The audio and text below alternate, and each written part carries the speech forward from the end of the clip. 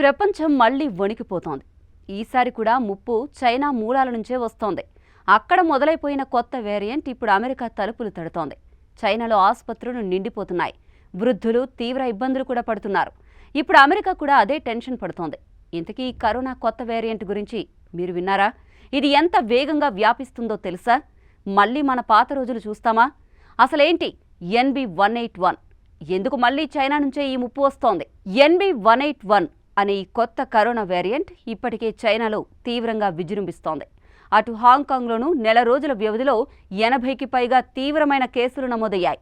ఇది అక్కడి ఆరోగ్య వ్యవస్థను మళ్లీ ఒత్తిడిలోకి నెట్టేసింది. ఇటు ట్రావెలింగ్ హిస్టరీ ఉన్నవారిని అమెరికా వైద్య పరీక్షలు చేయగా సంచలన విషయాలు బయటపడ్డాయి. ప్రయాణికుల ద్వారా ఈ వేరియంట్ తమ దేశంలోకి ప్రవేశించినట్లు CDC అధికారికంగా ప్రకటించింది. ముఖ్యంగా కాలిఫోర్నియా, వాషింగ్టన్, న్యూయార్క్ లాంటి రాష్ట్రాల్లోని విమాన ప్రయాణికుల్లో ఈ వేరియంట్ను గుర్తించారు.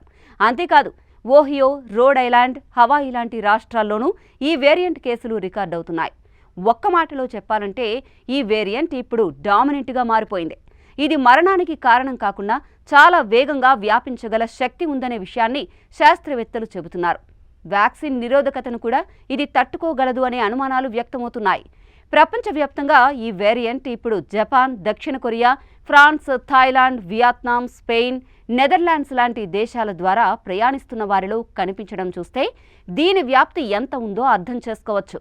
ఇదంతా జరుగుతుండగానే అమెరికాలో ఆరోగ్య శాఖ ఓ వివాదాస్పద నిర్ణయం తీసుకుంది. ఆరోగ్య పిల్లలకు, గర్భిణీలకు ఇకపై కరోనా వ్యాక్సిన్ అవసరం లేదని అధికారికంగా ప్రకటించింది. దీనిపై వైద్యులు తీవ్ర అభ్యంతరం వ్యక్తం చేశారు. ఇది డేటా ఆధారంగా తీసుకున్న నిర్ణయం కాదని, కేవలం రాజకీయం మాత్రమేనని విమర్శిస్తున్నారు. 2020 నుంచి ఇప్పటి వరకు అమెరికాలో 12 లక్షల మంది కరోనాతో మరణించగా 1300కి పైగా చిన్నపిల్లల మరణాలకు కరోనా కారణమవ్వడాన్ని మరిచిపోకూడదని డాక్టర్లు గుర్తు చేస్తున్నారు. అయినా కూడా ట్రంప్ సర్కార్ ఈ తరహా నిర్ణయం తీసుకోవడంపై డాక్టర్లు తీవ్ర ఆందోళన వ్యక్తం చేస్తున్నారు.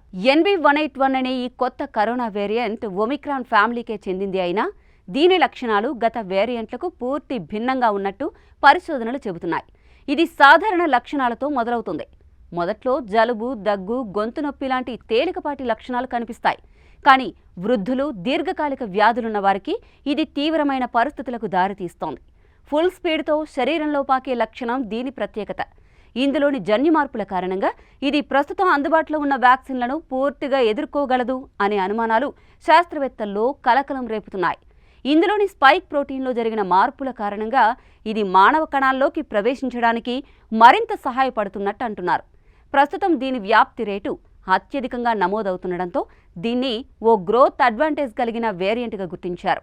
ఈ వేరియంట్ వ్యాప్తిని కంట్రోల్ చేయకపోతే ప్రపంచానికి ప్రమాదం తప్పదని ఆరోగ్య నిపుణులు హెచ్చరిస్తున్నారు. వాస్తవానికి ఇది మరణాల పరంగా అత్యంత ప్రమాదకరం కాకపోయినా దీని వ్యాప్తి శక్తి వల్ల హాస్పిటల్స్ మళ్లీ ఒత్తిడిలో పడే అవకాశం ఉంది. ముఖ్యంగా చైనాలో ఇప్పటికే అత్యవసర గదులు నిండిపోతూ ఉండడం ఆందోళనను పెంచుతోంది. ఇదే సమయంలో అమెరికా లాంటి పెద్ద దేశాలు కూడా అప్రమత్తంగా ఉండకపోతే పాత బాధలు మళ్లీ కొత్త రూపంలో ప్రత్యక్షమవడం ఖాయం.